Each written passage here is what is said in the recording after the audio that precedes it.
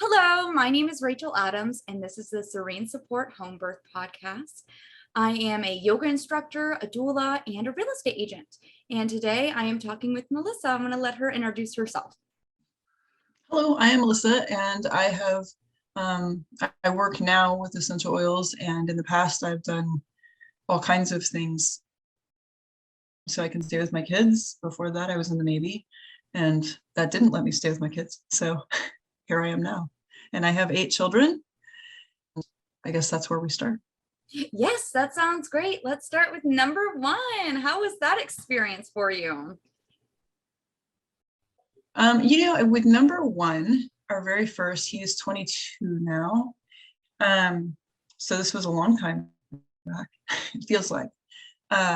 We had the great fortune of a friend recommending the Bradley birthing method, Bradley classes and that sort of thing. I will be forever grateful for that, because I was already a little crunchy, sort of on the crunchy scale, but obviously with your first, you have zero idea what to expect. You don't know what is going to happen, where to go. Lamaze is really the only thing talked about at that point, especially. I know now that hypnobirthing and all of that were things, but I'd never heard of any of those things in my 20s, even though my mom had 4 natural births herself. So when a friend suggests, she said, it's worth the money, it costs more, do Bradley birthing. So we did the whole class. It was fantastic. And it got into, all of the details of exactly what happens as much as you can explain it. It got into helping us to make a 1-page birthing plan that we used for like the next 5 babies. My husband knew how to better support me and be a better help to me. So it really put us on a good path. At the time, we lived in Georgia, and I am really blessed to have relatively easy pregnancies. I have sciatica when I'm pregnant, but I don't have a whole lot of weird cravings. I don't have a lot of morning sickness. I get really tired and really hungry. And those are like my 2 first signs. I know I'm pregnant if I'm so hungry that even though I know I just had a huge meal, I'm still hungry and I can't stay awake. Like, I'm going to crash this car if I don't stop right now.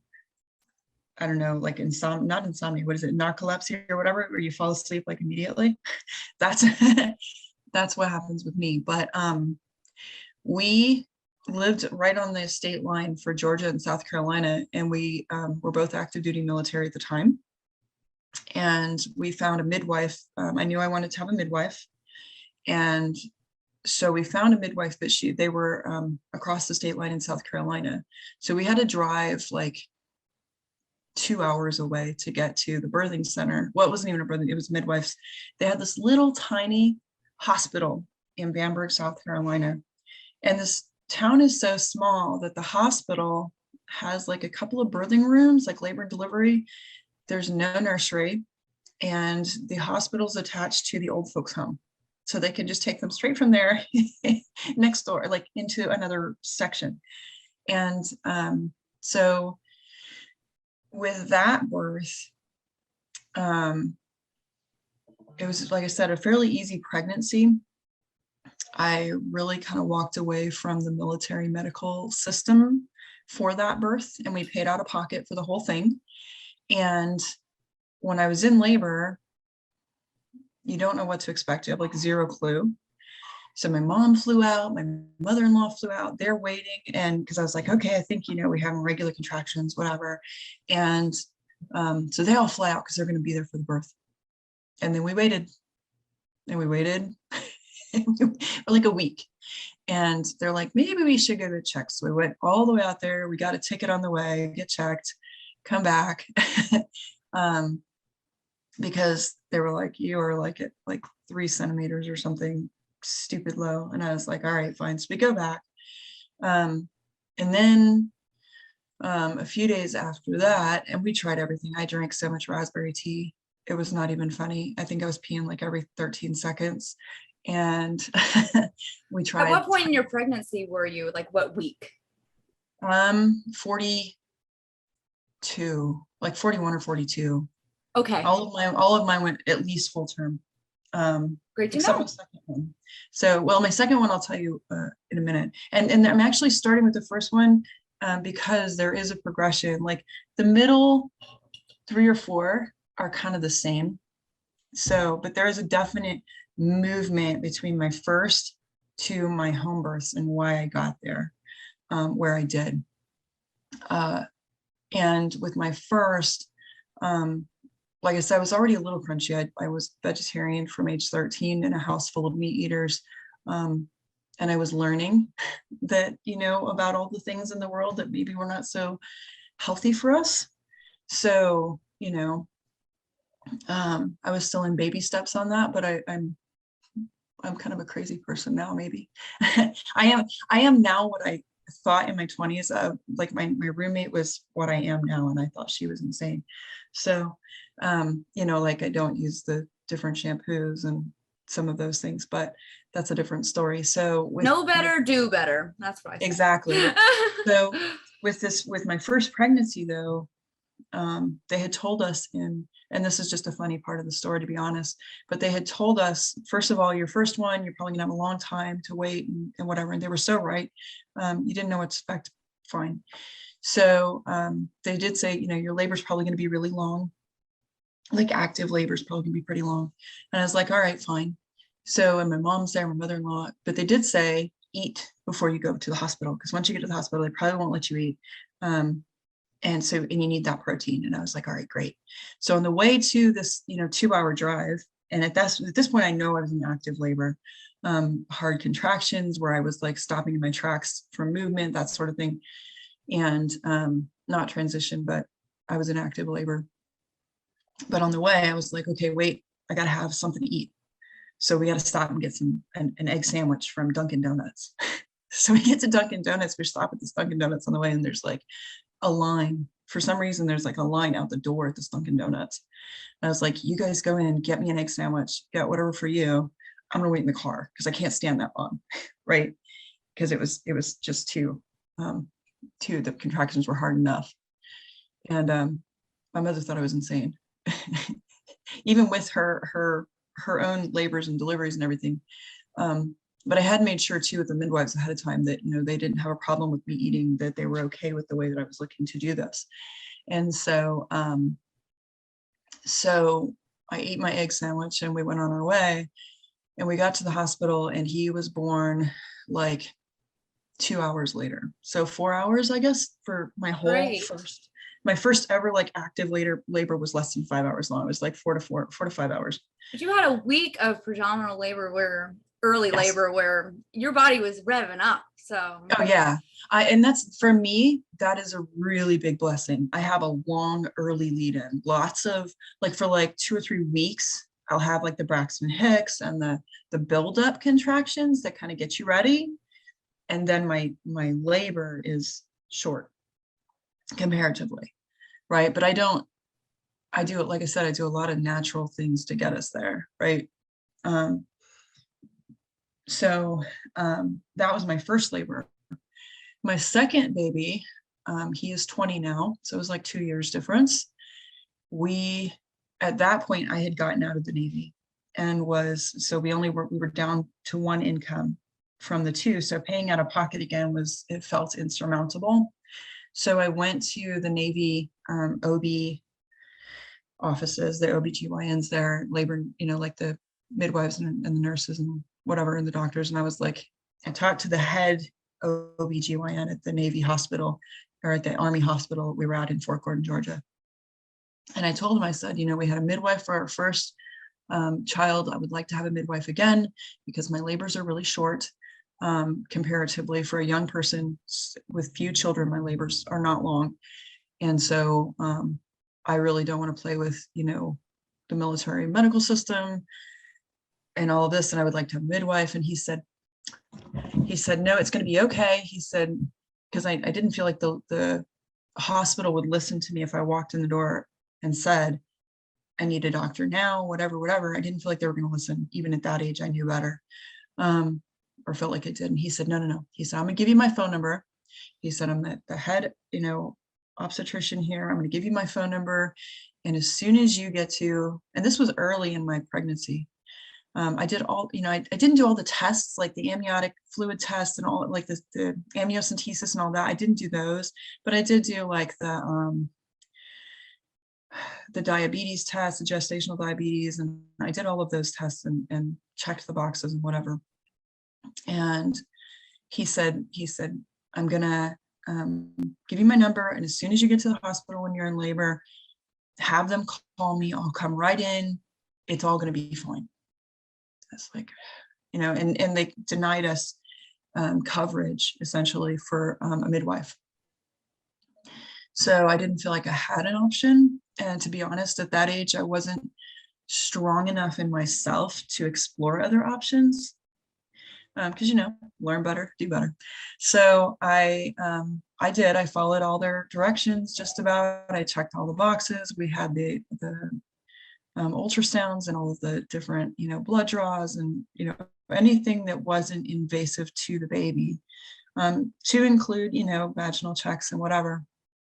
And with that baby, we got to the hospital, and the hospital was not far from the house. It was probably maybe 15 minutes or so. And we got to the hospital, and the first thing they did was shut my mom and my husband out. Like, you had those big doors, where you have to have like a badge to get through. So they took me in, and I told them, I said, here's my birth plan. I gave it to everybody I could think of. We had like 20 copies of the birth plan, same one that I'd used from Bradley from the first one. And I had passed it out beforehand, even with my, with the OBGYN and all of that. I had passed it around, went in with my initial paperwork, whatever.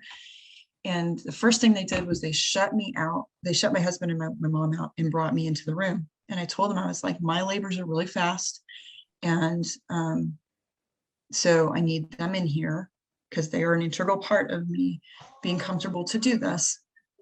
Because I had really bad back labor for all of mine. And so my mom knew exactly what to do for that because she had had it too. My husband knew exactly where he needed to be. And I knew I wouldn't have to give instructions to them, and they could do what I needed, even when I wasn't able to communicate that. Especially after my first, they were fantastic for that. Like, my mom pushed on my back really hard, with her head actually. And my husband, would hold my leg up and put pressure on my sciatic nerve so that it would help with that. And they knew. And the hospital staff it was a training hospital in Georgia. They were like, no, that's not how this works. They were like, okay, so here's what we're going to do. We're going to have you do the paperwork in active labor. We're going to have you do the paperwork, and then we'll let them in, or then we're going to check you and see where you're at. And then in a couple of hours, we'll check you again. First labors take, second labors, early labors take a little bit of time. You're going to be here a while, standard medical speak. And after I filled in the paperwork, they finally let my furious husband into the room with my mother, who was also furious. They were fuming. And I told them too that they needed to call the gynecologist. I was like, he said to have him call as soon as I get here. They're like, no, we're going to check you. We'll be back in 2 hours. It'll be fine. So finally, and I'd been there probably about a half an hour. I filled out that paperwork as quick as I could and tried to get this message across to them as quick as I could. And like probably 30 minutes went by, relative to long-term memory.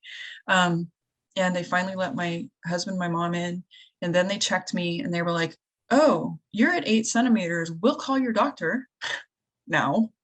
Yeah. So they called the doctor, and then they left the room. They were like, we'll be back. Let us know if anything changes. Okay. So they went down the hall or whatever. And like probably another 20 minutes or so, maybe 45 minutes. So maybe I was there an hour and a half.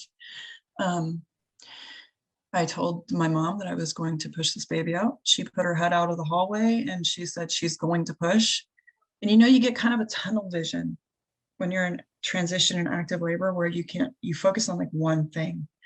And my husband had made me a music tape, like a mixtape, like old cassettes of music to listen to. So I heard the one song and that's all I could hear. And it was the Lord's Prayer in Cherokee. Anyway, but I could hear them though, like laughing in the hallway. They were talking and laughing and whatever. And so my mother caught my second son with no gloves, no Wow. I'm so glad you Nothing. had a good support system, not the hospital, but your mom and your Oh yeah, husband. my mom Wow. was exactly. So my mom was there, my husband was there, and they caught my son, and the nurses came in and yelled at my mother for not having gloves on and whatever. They took our son away to have him put him under bilirubin lights. They said his iron levels were low, and my husband dogged them the whole way because we had told them we don't want the, I don't remember what all we told them we didn't want, but we wanted to make sure that we knew what they were doing to him.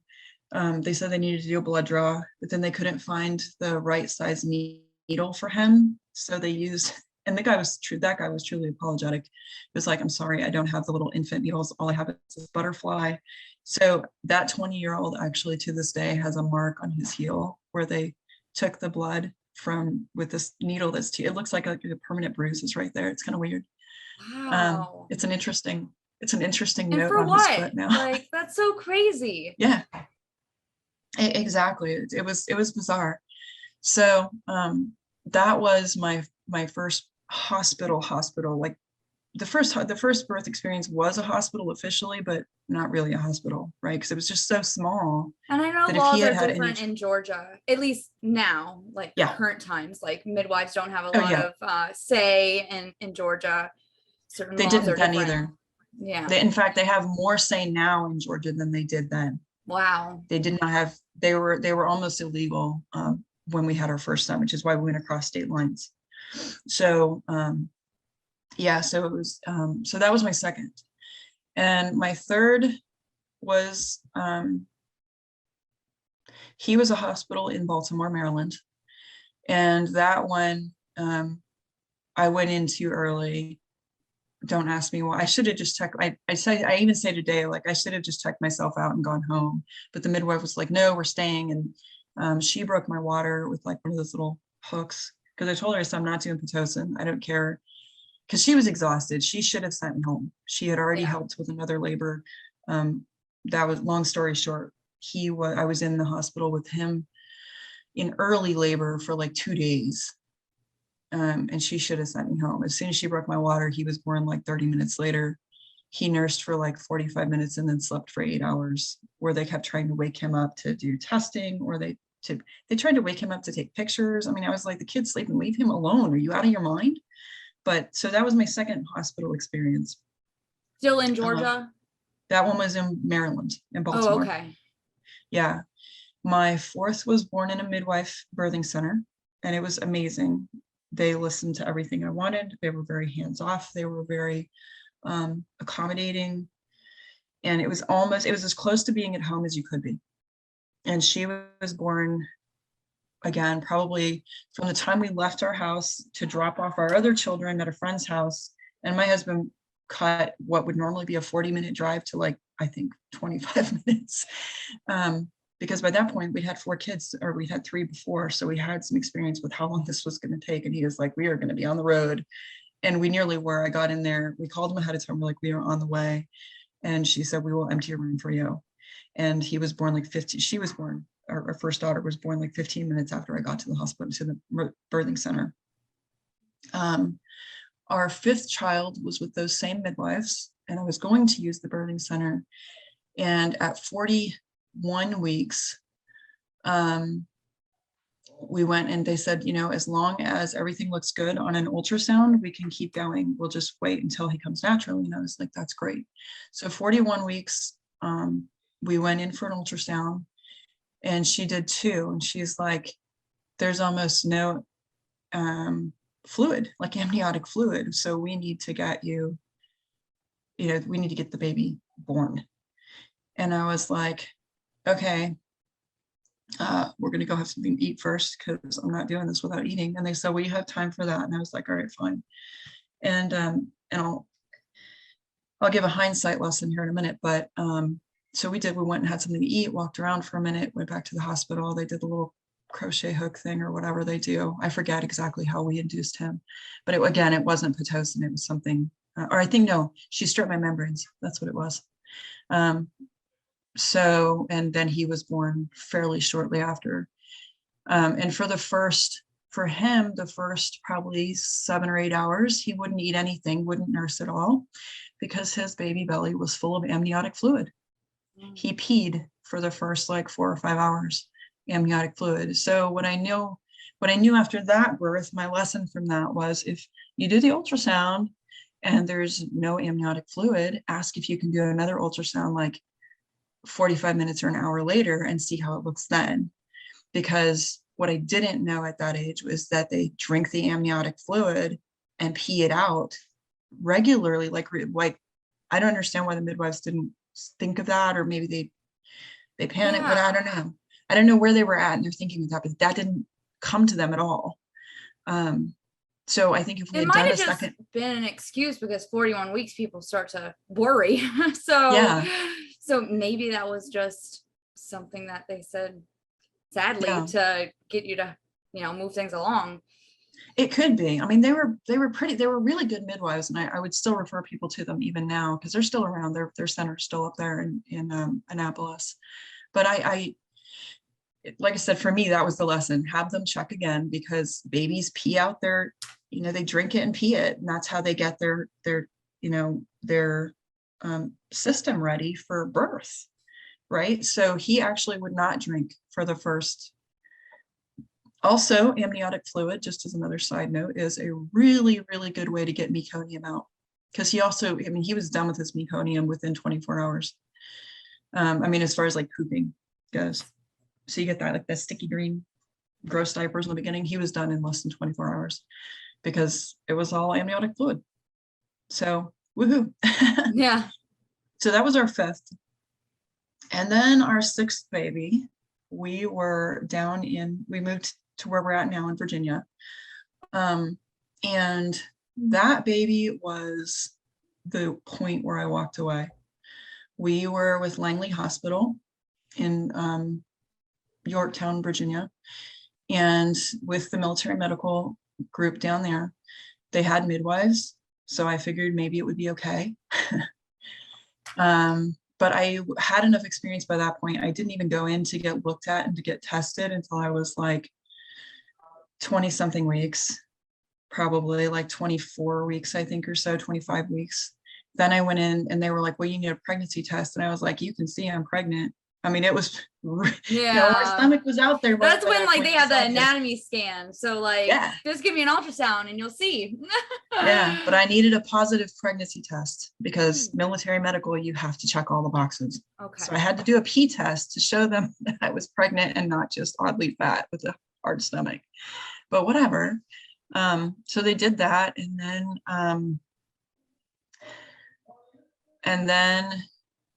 I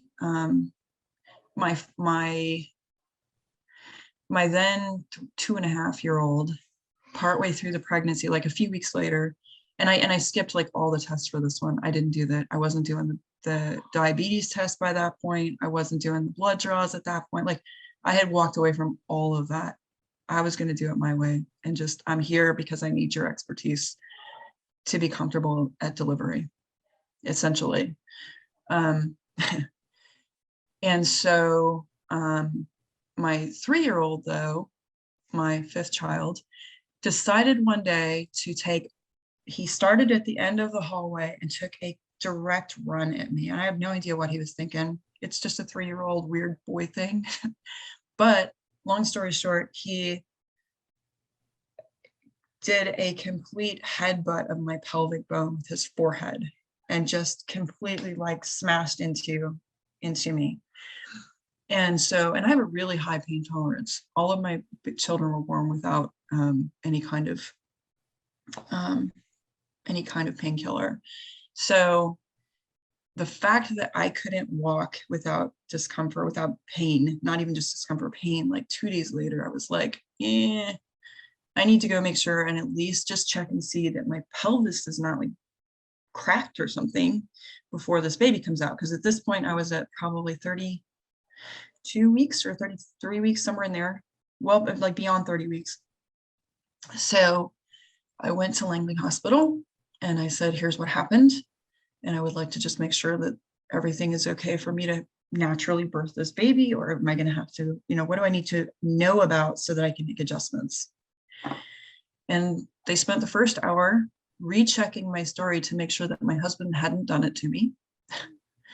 I was like, no, here's what happened. Again, they brought in like 4 different doctors to make sure that this was my son and not like my husband taking a baseball bat to my pelvis, which I kind of get because I know that there are abusive situations.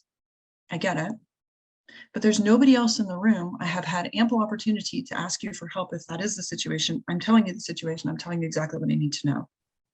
And I'm not a young mother at this point. I'm well into my 30s, right? So, in fact, I was old enough in my 30s. I forget exactly how old I was. He's 11 now.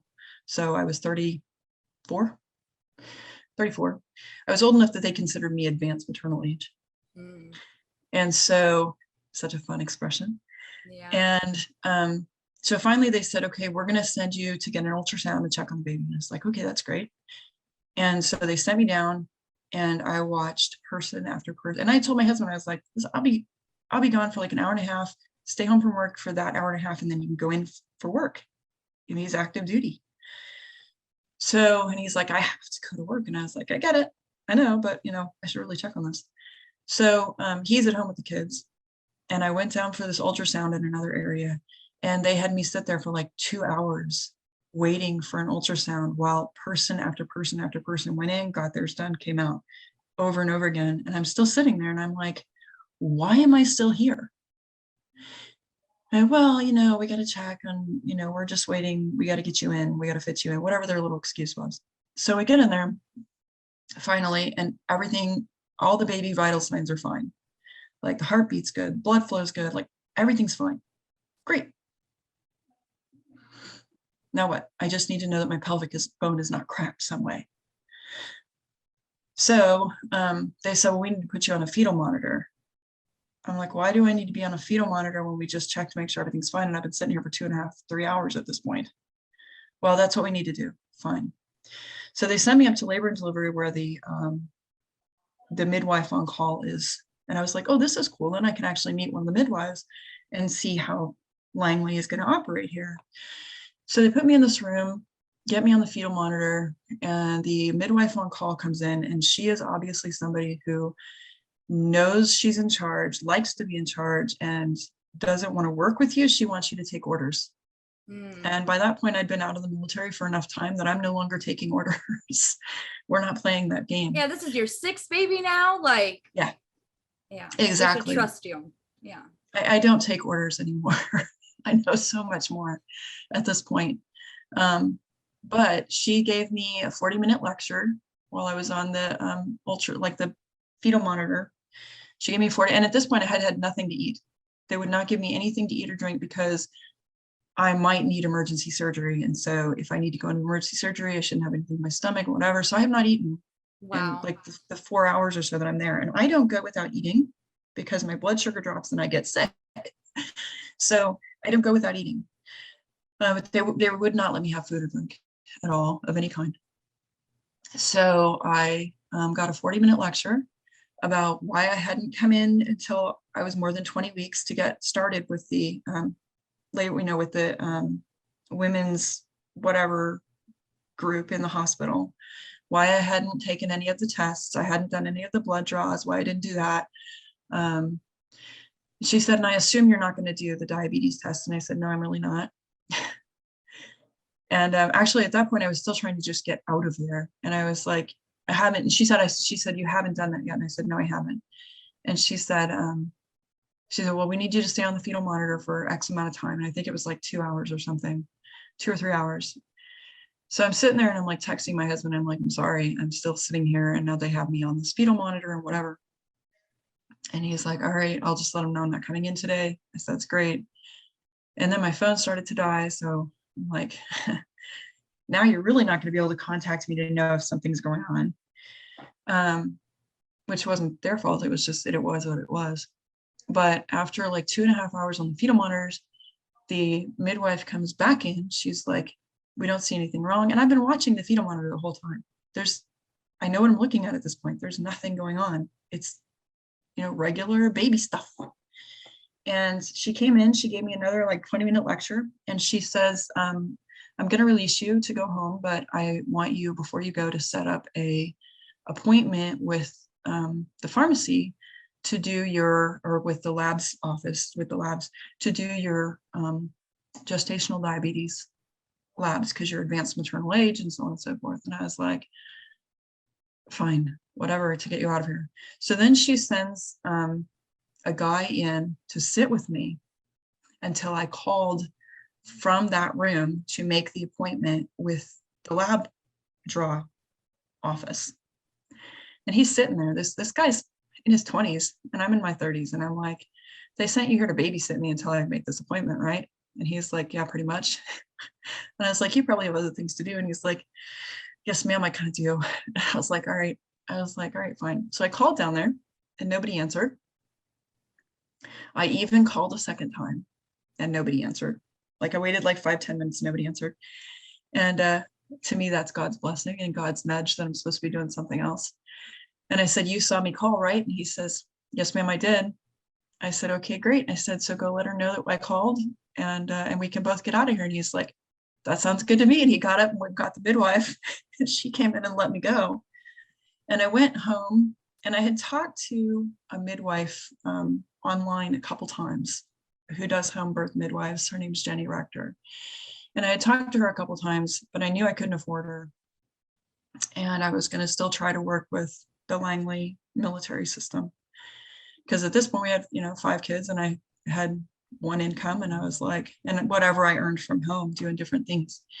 So I went home though, and I just unloaded on Facebook. I was like, I am so sick of this situation.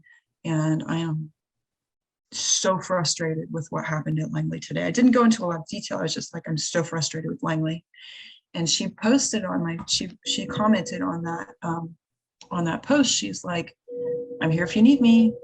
So I messaged her and I was like, look, I can't afford to pay you, but here's what happened. And she's like, I barter. And I said, what? I'll come talk to you. Because I still had to convince my husband that a home birth was going to be a thing. Because she has a midwife center now. She has like a birthing center now in our area, but then she didn't. So I was like, I need to convince my husband that a home birth can be safe. And she's like, well, come talk to me and let's see, let's answer some questions. He's not the only husband that's had these concerns. Come talk to me. I was like, all right, great. So we went down there and my husband did have concerns. He wanted to make sure that there was an exit plan, like a backup plan if things did go wrong. What was her experience, this sort of thing. So we went down there and as it happened, there was another couple in there who had had a couple of home births with her. And there was another husband who was like able to talk to my husband and say, this is something you should do. And then she was able to answer his questions. Here's my backup plan. Here's the doctors that I work with. Here's the hospital that we would go to. Here's how I operate and whatever. And so he's like, okay, I'm still not entirely comfortable here, but I'm comfortable enough that we can try it. And I was like, okay, that's great. So with that baby, I called her up and I was like, when I was in labor, I called her up and I was like, maybe it's active labor, maybe not, I'm not really sure. And she's like, well, I can come and check you and then we can talk about it. And I was like, all right, let's do that. So she came over and she checked and I was probably at like 4 or 5 centimeters or maybe somewhere in there, 6, I don't know.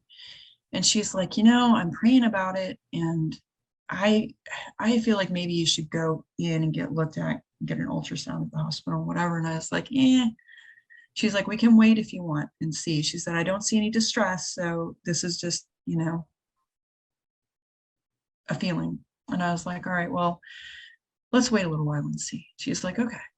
She's like, well, I'm going to go home and you call me if things change, think about what I said, whatever. And I was like, all right. So she goes home and my husband was like, you okay? Can I go to bed? Because most of mine are going like in the middle of the night or late at night. And I was like, that's fine, go to bed, whatever. And like 2 hours later, I was like, no, this baby's coming. We're not waiting anymore. So Jenny got there and he was born in my bedroom at home and everything was great. um, until the dog made a mess on the floor, and my older son had to get up and clean it. And, and she brought me a like a lasagna for my family the next day, and it was fantastic. And I didn't, because my big thing about home birth had always been, I don't want to have to clean up the mess. I don't want to clean up the mess. And she cleaned up the mess, and I was like, this is awesome. You know, she she brought you stuck a around. meal. That's so nice. I know, it was great. And so like everything that I had worried about, everything that my husband had worried about, so everything that we had worried about was a non-issue. She stayed after he was born. She stayed for probably, I think like an hour or two. She weighed him right there and all of that. And, but there was, I don't even think we did like the blood draws. We didn't do the little foot thing. We didn't do none of that because she gave me the option. We can do this or not. You don't have to, whatever. And I was like, this is great. And she stayed to make sure that he was good for like an hour afterwards, and there was no problem. So then, and he was relatively quick about like the others in terms of time for active labor. My 7th child, and this is where it gets a little fun, if it's not fun already. My 7th child was also going to be a home birth. Once I found out I was pregnant, I was like, I went in and I saw Jenny and I said, I think I'm pregnant, or I'm pretty sure I am. And she's like, well, we can do the test. And I was like, that's great. So we did the test. And she said, well, you're pregnant. And I was like, great. And she said, so do you want to make another appointment? Or I was like, yeah, I'll probably see you in a couple months. And she's like, okay. And because she knew by this point I was probably not going to keep a lot. I went in, but I didn't go for like all of the appointments that a new mom would go in for. And she and I had talked in other areas of life. And so she was comfortable with that. And she knew that I would call her if I felt like something needed to be looked at. And so I didn't. I wasn't in there for probably another, like, I don't know, until pretty close to the end, probably. And then when I went into labor, I told my husband, my husband said, can I go to bed? And I was like, sure, go to bed. And he's watching me though. And he's like, are you sure? Because now we've had 7 kids and he's watched me in labor 7 times. And I was like, yeah. He said, you look a little funny. And I was like, I'm timing things, but it's okay. Go on to sleep. So he goes to sleep. And I was like, these aren't real strong contractions, but they're pretty daggone regular. And, and I will say too, with my first home birth, with my 6th child, I had always labored on my right side, always, every single time. And with him, I could not get the leverage I needed to push him out. And Jenny was like, turn over so that you're on your hands and knees and just trust me. And I was like, I can't push that way. It hurts so bad. I cannot push that way. I tried like water births with other midwives, which was also excruciatingly painful. I was like, I can't. And she's like, just trust me. So I'm backing up a little. Sorry. No, that's good. And sometimes that can help with back labor as well. Well, I did not know that. She's like, just trust me. And I was like, okay, because I didn't have anybody else there besides my husband and her. I had her and her assistant, but I was like, it was such a foreign thing to me because I'd done all of my others on my side and all of them had back labor. And lo and behold, she was right. That was a really good position. So with the next one, with my 7th, my husband and I were the only 2 home, and then the kids. And I told him, I figured out that I was in active labor because the other thing that I have when I'm in active labor and when I know that we're going to get there really, really fast is I pee like every probably 15 minutes or so. And for me, that's very unusual. I might go to the bathroom 5 times in a day, maybe on average, right? But when I'm in labor, I go to the bathroom like every 15 minutes. And I noticed I was doing that. And I was like, So I tried calling Jenny and I got her voicemail. And her voicemail is like this really long voicemail. Like, if you don't reach me, text me at this number. And if you don't get me at that number, text me over here. And if you don't get me at that number, try these other ways to get hold of me. Right. So it's a long voicemail. And so after like my fourth time in the bathroom, I called my husband because I knew that I was going to end up pushing that baby out really soon, because I could feel it. And things just like flipped, like boom. And I called him out of the bed from the bathroom, and I was like, you need to call Jenny. I said, do not wait through her voicemail. Just keep calling her back until she answers. She's there. I know she is, because she was expecting, she's, she tracks the due dates or whatever. And I was like, just keep calling until she answers. He waits through the voicemail. He leaves a message. Then he starts to call her. Well, and I said, and by this point I had gone out of the bathroom, and there was like, as you walked into the bathroom, there's like a stand-up shower, and then the sink is right on the other side of that. So I was right outside of the bathroom, and I was like, this baby's coming.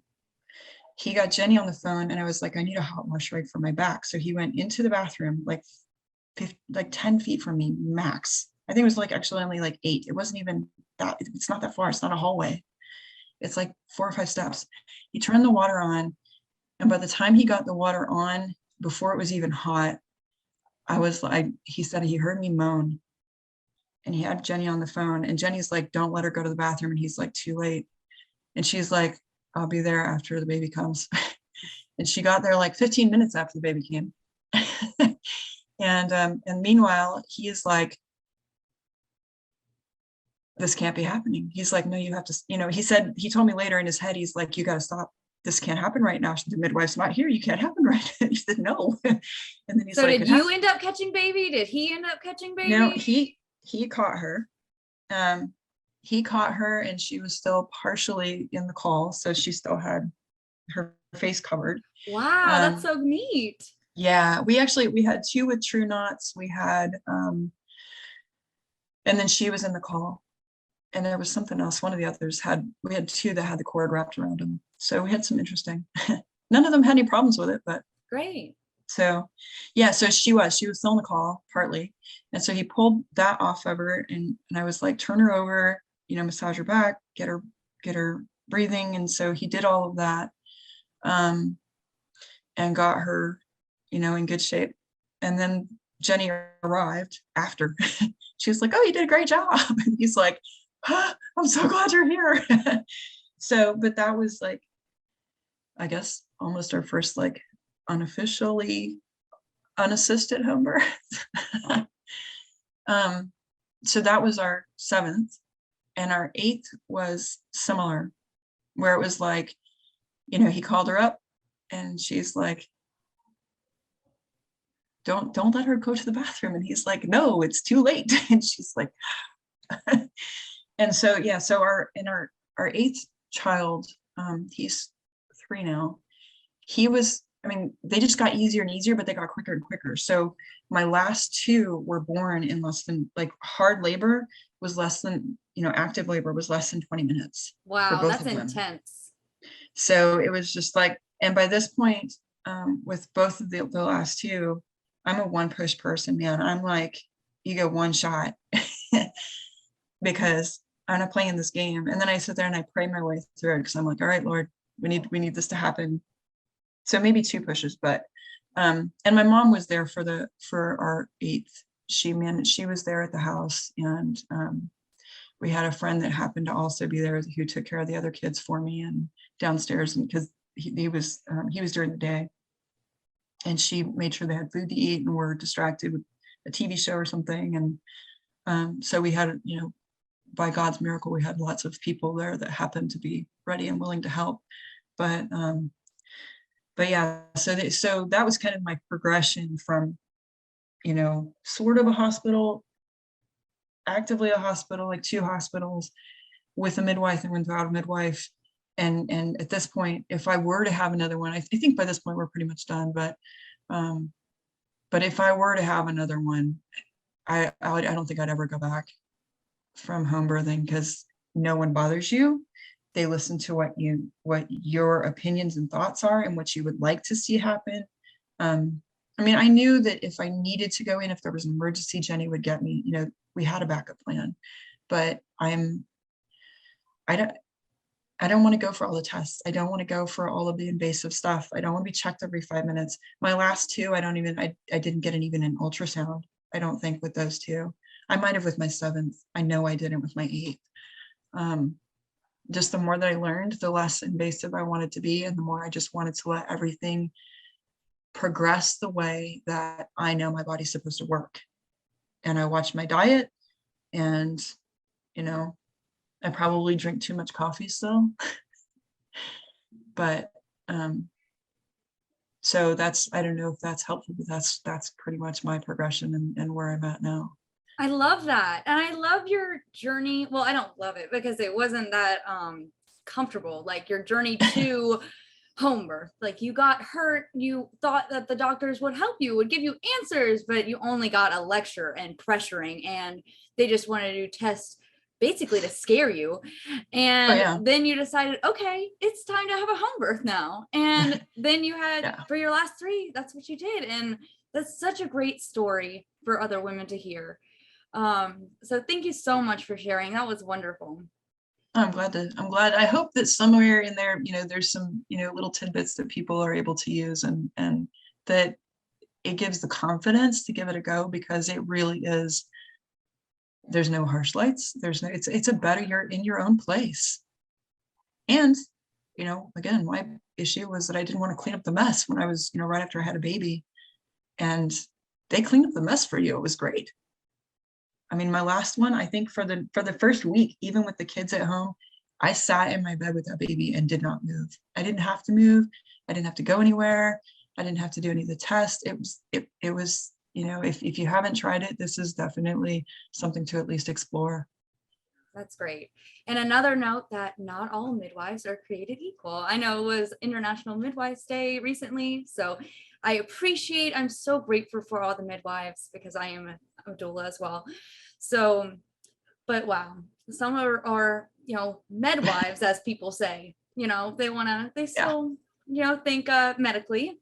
And that's not a bad thing for certain situations, but if you're looking to go natural, you need to find a midwife and have a conversation with them, and know that they're on the same page. Yeah, I would definitely say, if you're going to do it, because that is something, again, that I learned along the way, and it's a really good point. Interview several. Don't just go with the first one that you find. Go and talk to 3 or 4 and get to know show them your birthing plan ahead of time, or have a really open, frank discussion about what you'd like to see, how you've done it in the past, if you've had one before now. Because some will do a VBAC, some will do, some won't. Some will do an unassisted. And sometimes it's just a state by state. Some laws are different. So absolutely. Do your own research. Yeah, well, and some are trained too. And like, if you have a breech baby, some are trained in that, some aren't. Ask those questions, because there's, there are different ways that that they would handle that you may or may not be comfortable, or more or less comfortable with. So, but one of the things over time that it took me a long time to learn is, have the confidence to be really upfront about what you're looking to see happen, and to be really vocal about that. I was much too, I don't want to say nice about it, but I was much too accommodating, and would just take what they told me without question. And when it should have been the other way around. Yeah, it wasn't as open of a conversation as it should have been. And partly that was because of me, because I didn't ask those questions, and I didn't express myself the way that I needed to. Well, I think this is my 6th home birth podcast now, and I've heard lots of stories about home births before this, but what I'm learning is that it's great, and it's more like a personal relationship you have with the midwife. It's not just all these clinical things, all these tests that you have to do. It's, how are you feeling? You know your body best. If you feel like something's wrong, trust your instinct. Also, I love how you said about the diet as well. I think that plays a huge factor. So talking to your midwife about nutrition, or a nutritionist, you have so many resources that isn't just an OB. So explore. Absolutely. And I so wish I could find these cards, and they were fantastic. When we took the Bradley birthing class, they had these little cards that they sent home with you, where you marked off what you ate for different food categories. She was like, it said on there, you should have this much protein a day, you should have this much of this in a day, this much of that. And so as you ate each of those things, you marked off that you had that portion for the day.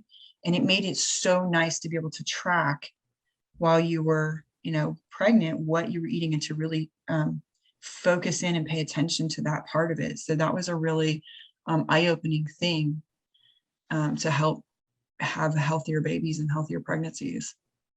Great. So I want to talk about two more things before we end. One is the Bradley. I want to talk, just for people who don't know what it is. I know a little bit about it. I know that it's husband-led, kind of like taking the place of a doula, which I think is great. Any support is wonderful. So can you just, maybe talk a little bit about that? Okay, so Bradley, and one day maybe after my kids are old enough, I'll go and get training to teach it myself, because it's just such a great program. But Bradley is more focused on being husband. They have a book that goes with it called Husband Coach Childbirth. And maybe you don't have a husband, it's your partner, your doula, whatever, but it's all about telling you the options and helping you to see that there are, here are some different things you can do for a natural childbirth, if that's what you're looking for. They touch on what the painkillers are and what might be, they touch on Pitocin, and they explain those things, but the real focus is on natural childbirth. And here are some things that you might experience. Here are some things you might encounter. Here are some ways to, for your husband or your partner to help you relax while you're in these different situations. Bonus, they have them practice on you each week. So you get a nice little massage for like 15 minutes a week at the lessons. It's a little bit longer than Lamaze. It's not like most of what you hear about Lamaze, right? And I know this isn't all of Lamaze, but most of what you hear about it is like the focus on breathing technique and that sort of thing. It gets into that a little bit, but that's not the focus. The focus is relaxation techniques in general. And again, how to work with your partner and how to work with your birthing team to have a more successful or a higher chance of a successful natural labor, childbirth and labor. So that's really the focus. That's great. And I also teach prenatal yoga. So I work a lot on breath techniques, but focusing on relaxing, because that's when your body opens and, you let your body work for you. You're not trying to tense and work against it. So I think those two go hand in hand, even if like you don't learn birthing techniques. If you are comfortable, your breathing is slower, it's deeper, for sure. Yeah, and yoga would definitely fit in right with that perfectly. Yeah. Great. Oh, and then the other thing I wanted to talk about is breastfeeding and postpartum. So did you see like a progression with all your births, like hospital versus home? No, honestly, I didn't see as much progression with that because my mother breastfed my siblings. My youngest siblings, I am one of 6. And so I have 2 stepbrothers, and then I have 3 siblings that are I was there when they were little, birth related. And my mother nursed them for a long time. So that was just part of our upbringing. It was part of everyday life in that stage. I didn't, with our first, I pumped and because I was still active duty. So I pumped milk and we had the bottles. He never really took them. He hated them. We didn't do a lot of pacifiers. So we kept a lot of that kind of, again, as natural as we could. We did more pacifiers with our first 2 or 3 because that was, even there, that was what my mom was like, well, you're not supposed to be a pacifier. So, we're going to teach him to use a pacifier or whatever, which is just a difference in thinking. But all of mine for the first year, they didn't have solids at all. And then, except for our 4th, because we hit a point probably at about 11 months where we were out at an Indian restaurant and she literally like leaped across the table to get to some rice that was on the other side of the table. So, but they all were exclusively breastfed for the first 10 to 12 months. And then I nursed all of them until they were, all except for our second, I nursed until they were about 2 years old. And then I would hit a point where I was like just touched out. Yeah. And And where then I you was were like, pregnant with your next. So I feel like that yeah, plays into it too. oh yeah. As soon as I started to wean them off, I would get pregnant pretty quickly after. With my second, when he had his first teeth come in, I read an article that said that if they bite you, to, give a shout, like to startle them, and then turn them away from you so that they would see that, don't bite. And that was like the worst decision ever, Yeah. because after that, he would not try to latch on. He would open his mouth and just sit there, Huh. and would not move. And Oh, so I I'm had so to, sorry you got that advice. yeah, it's one of those hard lessons that I will forever regret, kind of. Yeah. Um, Well, in my experience, people say that you should press them into the breast so they right. unlatch and then release them. Yeah, well, I wish I had been given that advice with my second, but I Yeah. wasn't. So But as anyway, we say, learn better, do better. exactly. I never repeated that for sure. We had three that had pretty severe. I know now that their tongue ties were more severe and probably should have been clipped. But with our second, the same one that didn't latch on again, they told us that they told us that he did have and he was the one that was born in a hospital, like, where they wouldn't let my mom and my husband and all of that. They said that he did have a tight frenum under the tongue, but that it would stretch out over time, and that as long as he wasn't having trouble with breastfeeding, it should be fine. Mm. And I probably at this point would have them clipped, because I never had problems with breastfeeding. It was never an issue. Like I said, they all nursed for like anywhere from 20 months to 2 years plus. In fact, my 3-year-old still nurses now. And but we had, with all of them, we had problems later. We didn't have speech problems. We've never had problems with breastfeeding, like all of the standard problems we didn't have. What I didn't know though is that it does cause problems with gut health. So our second had, he did have more problems with, at one point his breath was horrendous. It was awful. So we had to do some gut re-healing on that. We also didn't I know it can affect speech as well. Right. Yeah, it can. If it's bad enough, it can affect speech and breastfeeding and all of those things. I think, and this is just my opinion, my observation, I think if it's bad enough that it's going to affect speech, it's probably going to affect nursing enough that you're probably going to go to a bottle, and you're going to probably, and so maybe you wouldn't even notice it necessarily. But what we did have problems with on all of them, their teeth, really early on, their dental health was very bad. Wow. They had like their teeth just literally were flaking away. Their enamel on their teeth would flake away. So and I was told by several dentists that it was that the breast milk was like baby bottle milk. So nursing at night was the problem. No one said, hey, it's because you need to clip these. They probably have a lip tie. They probably have a tongue tie. You need to clip those. Not one dentist suggested that ever. Wow. That's crazy. And they're becoming more and more common. So parents out there, don't be afraid to get checked. And I would recommend a pediatric dentist. Yeah, absolutely. That is trained to do oral ties. So yeah, I have a resource here near Chesterfield, Virginia. So if anyone, you can comment below if you want my resource. Yep. And actually just today on that note, with tongue ties and all of that and nursing and everything, I actually just read today and passed this on to my midwife that there was a study done to, with babies, they usually don't give any kind of sedation or painkillers for things. Two of ours did have dental surgery at young ages because of the dental problems. And for that, they were completely sedated because they were so young. But normally they don't do, for the tongue ties, they don't do any kind of painkiller. But they did a study where if you have the baby smell lavender essential oil for I think it was 2 or 3 minutes ahead of time, put it on a pad and let them smell it ahead of time, that actually lowers the amount of pain and anxiety that they feel when they get the procedure done. Wow. And that's not too surprising because that helps for us, for adults. So just be safe, pick a safe choice when you're picking Oh, essential absolutely. oils. Absolutely. Make sure that it is, and I'm not going to get into, I'm very biased about my essential oils and Yes. which ones I use.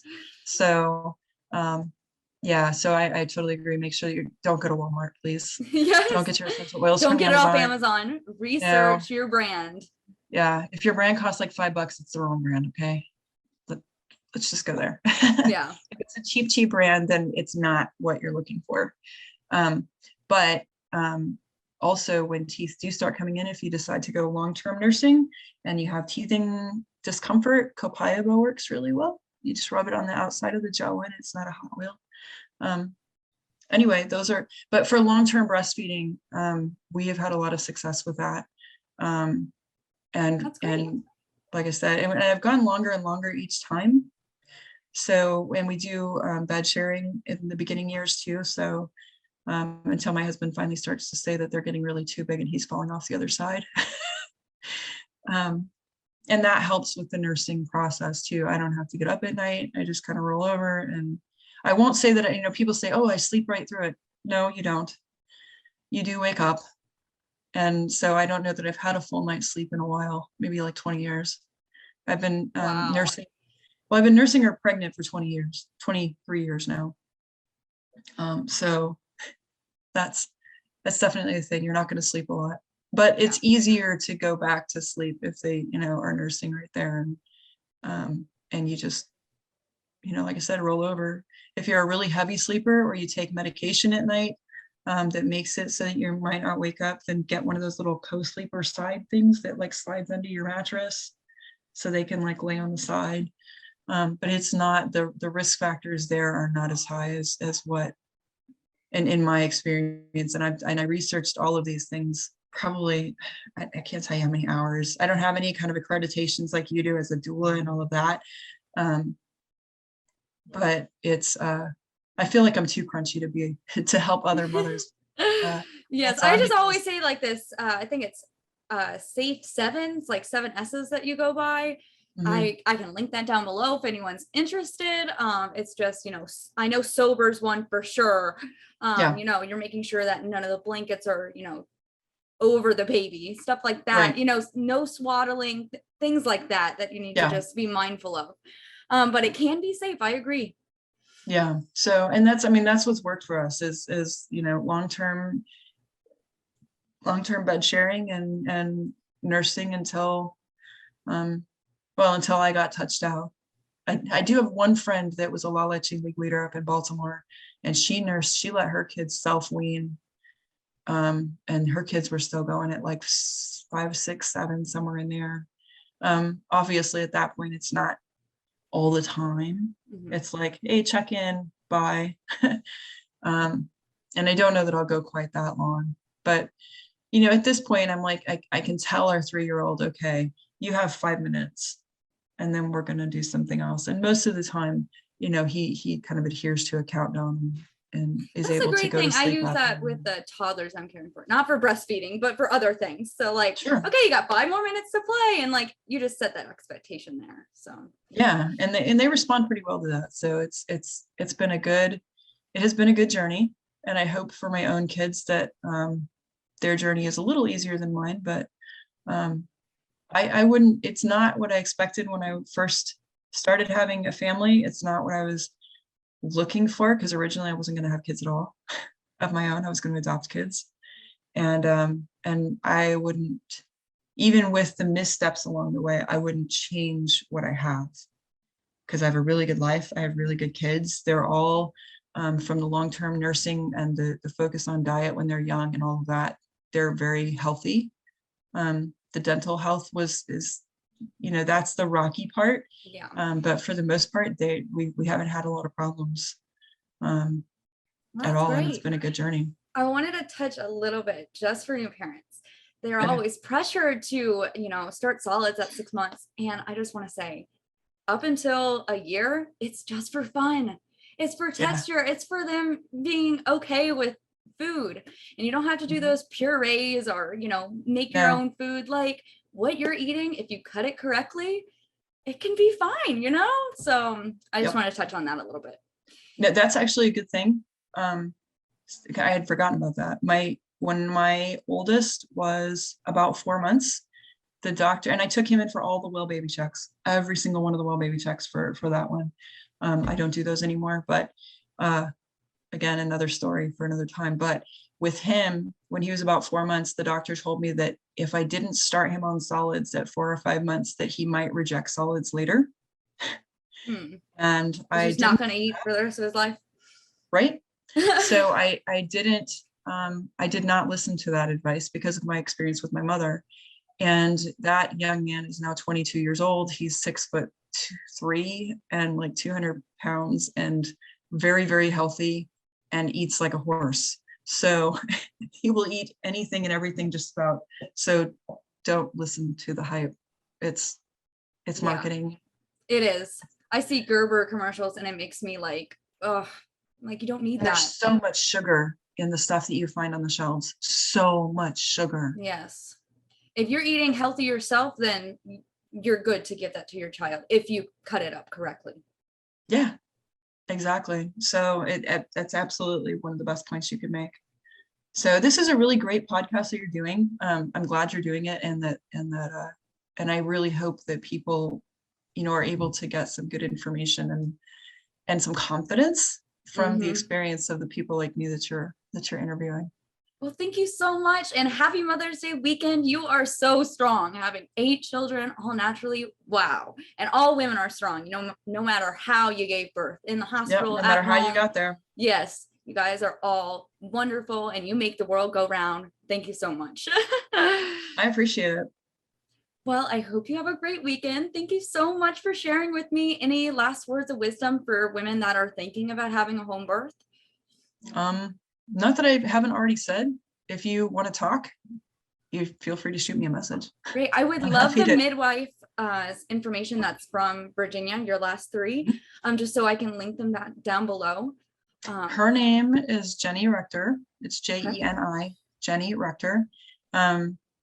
And her midwife center is, I may have to get that to you. I can't think of it off the top of my head. Just Facebook message me it and I'll link it down below. Yeah, it's the only midwife center in the Hampton Roads area though, or at least in that part of Hampton Roads. So, and I know that it's on Main Street in Newport News. Yes. So all of my other podcasts have been from that area as well. So it might have already been mentioned. But I think it's a great resource. She's got a bit of a name out there. She is just a fantastic lady. And if she's not somebody that can work with you, she knows who will, and she will refer you to other people who will fit you better. So it's a really, really good, she's a really good resource to have. And I will add, I'm in the Central Virginia area. So Chesterfield, Richmond, Henrico, and our highly recommended home birth midwife is Nancy Giglio. I will link her below as well. Very good. Awesome. This is great. All right. Well, thank you very much. I'm just going to do my little outro and then we're done. That sounds good. All righty. So thank you for listening. I hope that you subscribe to my channel and check out the other home birth stories that we have. They are all wonderful and different in their own ways. I think all women are so powerful and strong. So happy Mother's Day weekend to all of you out there. Thank you for listening. If you need a doula, if you need some yoga support, I have other yoga videos on my channel, including prenatal yoga videos. Or if you're looking to buy or sell a house in the Central Virginia area, I am here for you. So thank you so much for listening. Bye. Thank you, Melissa. Thanks. Have a good weekend. You too.